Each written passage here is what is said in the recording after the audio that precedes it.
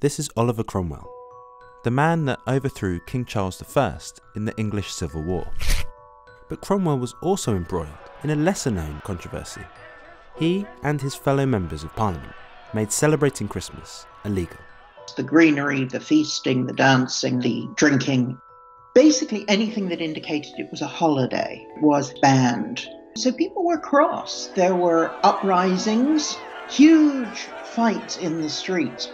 The ban in England only lasted for around 17 years, but it had a profound impact on how we celebrate Christmas, and conversely helped Christmas become one of the most resilient and flexible of all the holiday festivals.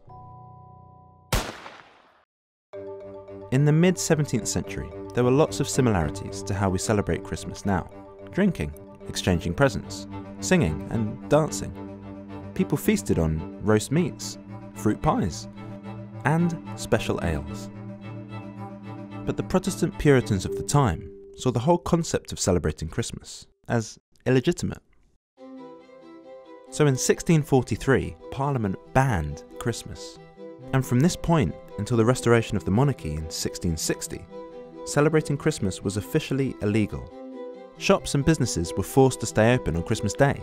It was illegal just to attend a Christmas service. Even food being prepared for Christmas celebrations was seized. The need was to say this is an ordinary day. If it's an ordinary day, you don't have greenery, you don't get drunk, well maybe, you don't eat to excess, you don't do all of the various elements which mark out Christmas. It wasn't long until people took to the streets and pro-Christmas riots broke out. The legislation applied throughout the English territories. Weirdly, the Scots had to endure the ban for longer than anyone else. In 1957, Christmas was still formally illegal in Scotland. It had officially been banned for 250 years.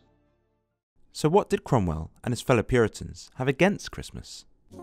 Their main argument was that there was no biblical reason or reference for celebrating the Nativity on the 25th of December. The whole point was that the Bible is the actual and literal Word of God. There isn't a sentence in the Bible that says Christ was born on the 25th of December. And this is what the problem was for those who felt that Christmas was not biblically sanctioned. The Bible doesn't say exactly when Jesus was born, but it does offer some clues.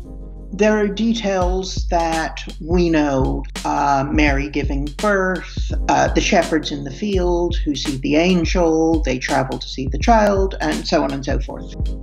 It's worth noting that the Gospel of James says Mary gave birth in a cave, and even though it's not part of the modern canon of the New Testament, it is still relevant, and we'll come back to why later.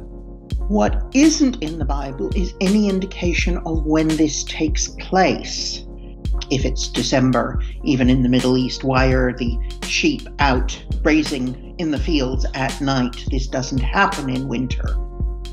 The best estimates for Jesus' birth, according to biblical scholars, is either the 17th of April, the 29th of May, or the 15th of September. So, if Jesus wasn't born on the 25th of December, then how did we end up celebrating on this day? Well, the date of Jesus' birth wasn't the only problem that the Puritans had with Christmas. There were also a few too many similarities with Roman festivals. During the time of the Roman Empire, the end of December was full of celebrations. You have Saturnalia, which was a gift-giving and a feasting holiday. It ran for a week from the 17th of December. At the other end, you have the Calends, the New Year holiday. It's feasting, it's processions, it's small gift-giving. There's greenery. You're beginning to see where all our elements are coming from. In the middle of those two, the 25th of December, the day of the unconquered sun, you have the solstice holiday. It was one of the biggest events of the year. The celebration was marking the birth of a god. This god was called Mithras. When the god Mithras is born, he emerges from a cave, which is coincidentally or not, observed by two shepherds. So there are parallels that accreted to the Christian religion from Mithraism, just as the celebratory elements accreted from Saturnalia and from the calends. I think that by the time the church settled on a celebration of the Nativity, this is a convenient time of year. It's useful. So the Puritans were correct in a lot of ways, but the ban actually had the effect of making the festival more popular. In a way, it clarified what Christmas was for people. It's winter, we're depressed as hell, please could we have a party? And by keeping businesses open, which of course includes taverns, inns, pubs, it meant people could meet and drink and feast in a way that was harder when Christmas was observed and everything was closed. So it actually increased the sociability element. And the Christian dimension of Christmas also thrived after the ban.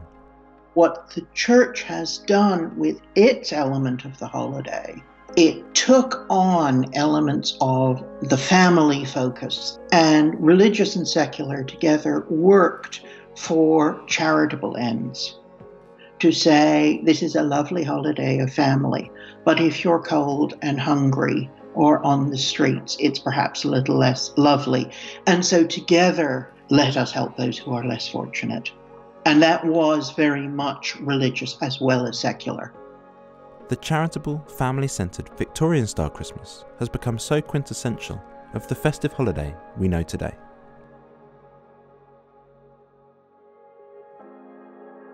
My main source for this video was Judith's book, Christmas, a Biography.